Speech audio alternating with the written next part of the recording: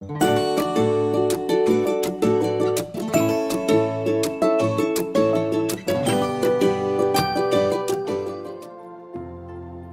do you sin? If you want to know what are the dynamics that kill sin and create love? You should ask yourself, why do I sin? And I'll tell you why you sin. Because sin makes promises to you. And you believe them. Sin promises you, promises your children, promises your clients. Sin promises them what I have to offer. I'm sin now talking. What sin has to offer is better, more satisfying, more enjoyable, more hope-giving than Christ.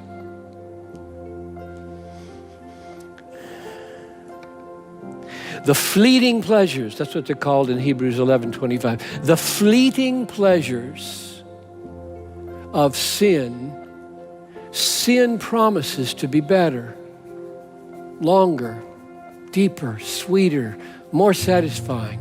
And to the degree that we are deceived by those promises, we sin.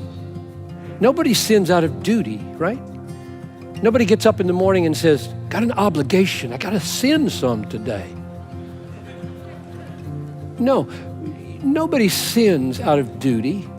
We sin out of pleasure seeking. And the only reason we opt for a sinful action is because the devil and our own nature has promised us that action will produce pleasure, satisfaction, fame, whatever your idol happens to be, it will succeed. The only way the power of sin can be broken is by the presence and the promise of a superior pleasure. Yes, I know there is a willpower path to holiness. But to the degree that it succeeds, it fails. Because with every sin that you conquer by willpower, 7 devils of self-righteousness come in and take its place. Willpower conquering of sin is not a conquering of sin.